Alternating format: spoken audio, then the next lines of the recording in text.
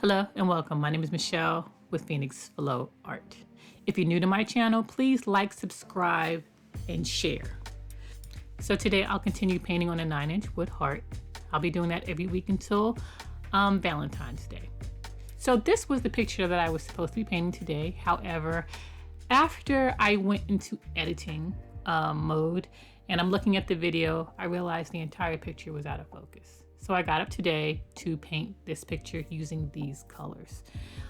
You always are there for me. You show up, you watch my video. So I definitely appreciate that. And I wanted to make sure I had a video for you today. So again, I hope you like this video. Got up this morning, painted it, edited it, put the music on. So you're only gonna see a wet result. So I will be quiet and allow you to watch the video.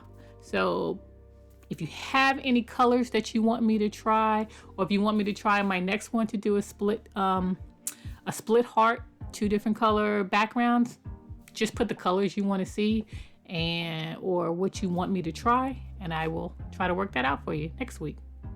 So again, my name is Michelle with Phoenix Flow Art. Creating is what we do.